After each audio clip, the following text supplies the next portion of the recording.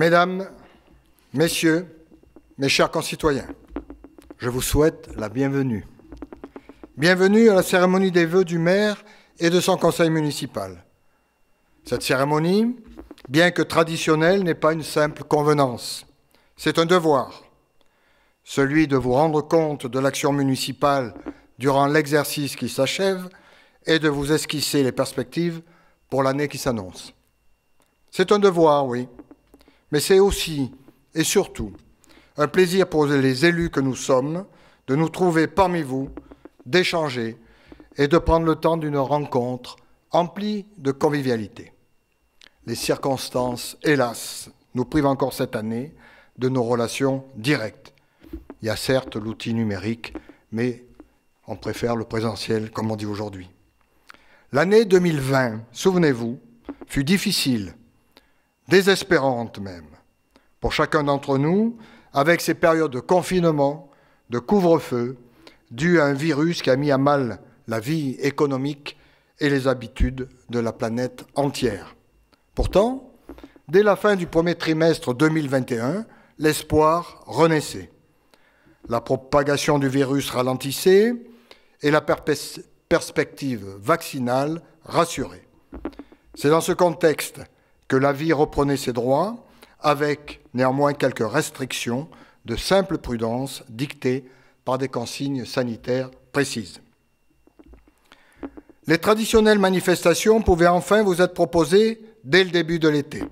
C'est ainsi que le 13 juin, la journée nature offrait des promenades, la ferme pédagogique et le nettoyage des collines. Le 10 juillet, au stade Marcel Cerdan, le spectacle pyrotechnique ravissait le nombreux public présent.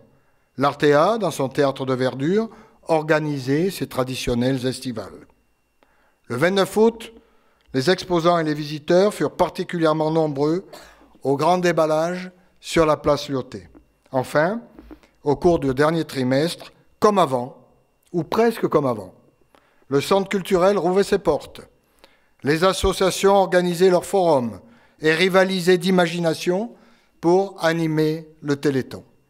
Le marché de Noël, initié par le Rotary Club, innovait en s'installant en plein air, et la soirée Rêve et Veillée accueillait les enfants et leurs parents en présence du Père Noël sur l'esplanade Lyoté, magnifiquement illuminée.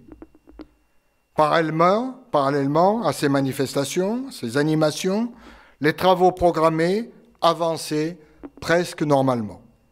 Il y avait ainsi des travaux de voirie, rue des Lauriers-Roses, boulevard Maréchal-Juin, rue de la République et rue Tony-Garnier.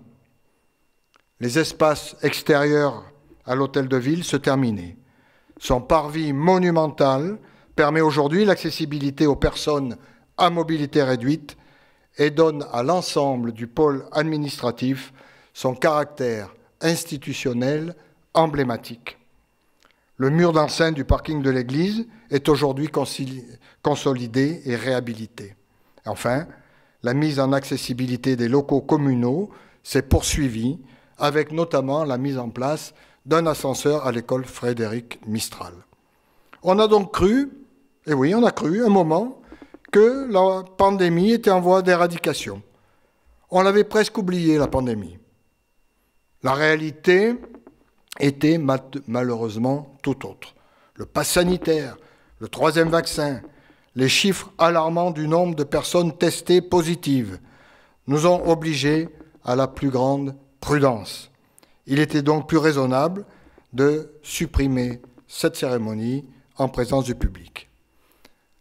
Avec votre permission, je vais maintenant esquisser très synthétiquement l'essentiel de notre action pour cette nouvelle année. D'abord pour Carnoux, c'est-à-dire localement. On va parler des projets et nous ne citerons que les plus significatifs, les plus conséquents. D'abord, finition du pôle administratif. Le bâtiment d'hôtel de ville est quasiment bouclé aujourd'hui. Il ne restera que la mise en place du moucharabier.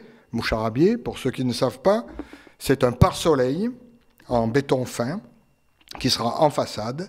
Ce moucharabier ne pourra être livré qu'en mars ou avril prochain. Enfin, terminer ce bâtiment, se gausser quelques-uns. Eh bien oui, il est quasi terminé. Et ce sera la dernière main à la rénovation extraordinaire du centre-ville qui a réellement démarré en 2008, 13 ans déjà. L'inauguration aura lieu au printemps prochain et j'espère que la situation sanitaire nous permettra de faire une belle fête et de nous rassembler. Carnoux en Provence pourra enfin montrer son vrai visage, tourné vers la modernité. Deuxième projet, amélioration de notre environnement.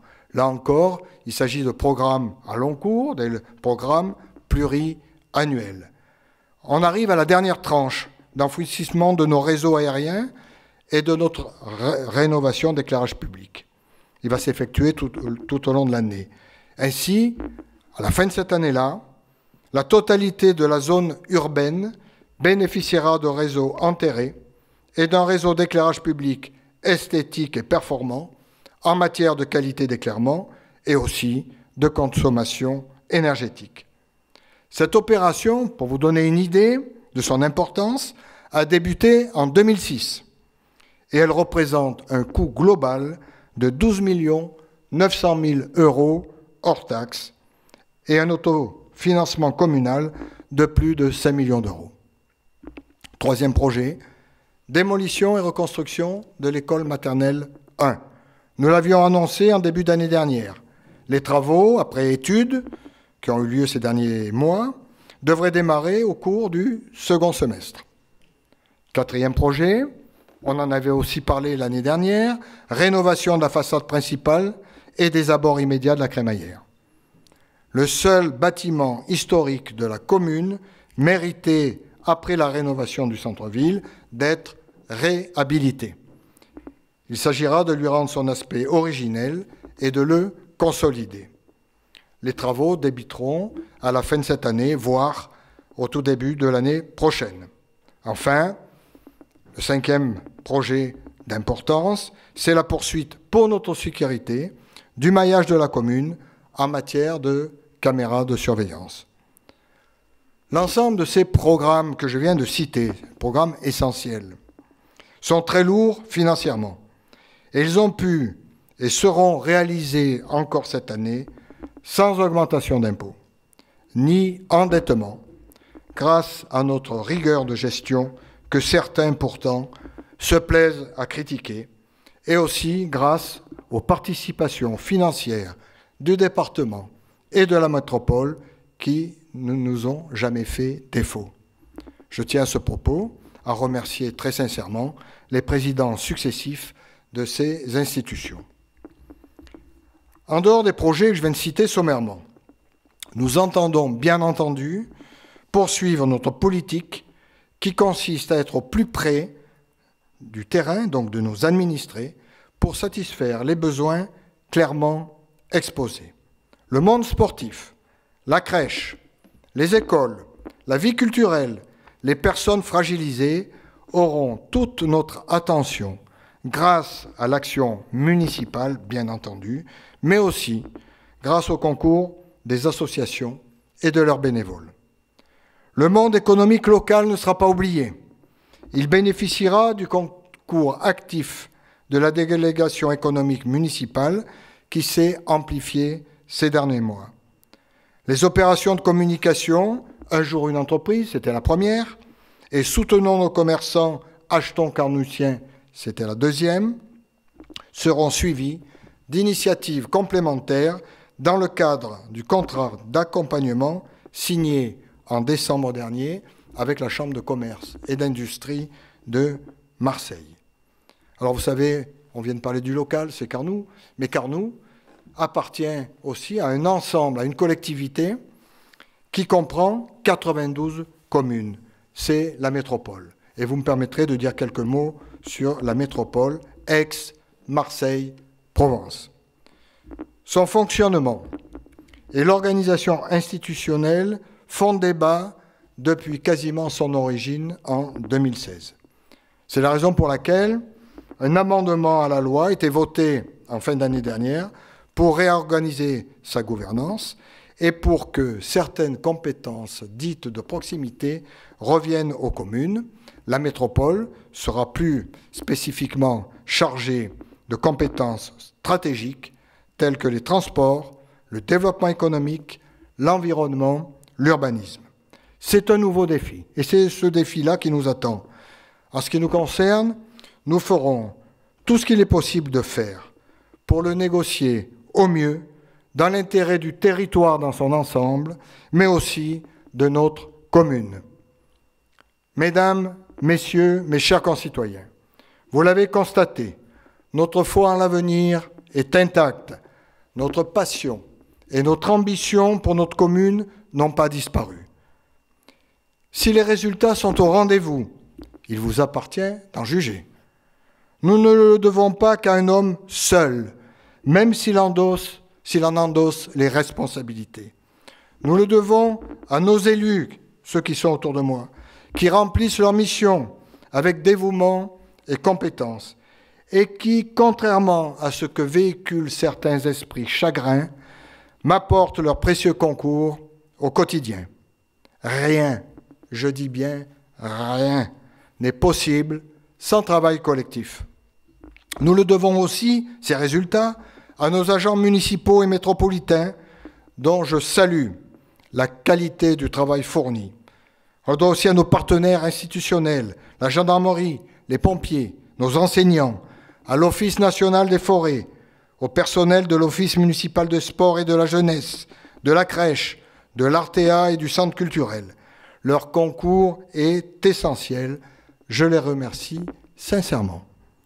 Nous le devons aussi à nos bénévoles qui se dépensent sans compter au sein des associations, du Foyer de l'Âge d'Or, du Comité communal des feux de forêt, de la médiathèque, du point d'accueil tourisme et de l'ES 13. Ils sont les artisans, souvent dans l'ombre, de l'animation et de la convivialité qui règnent dans notre cité. Je les remercie beaucoup et les assure de toute ma considération.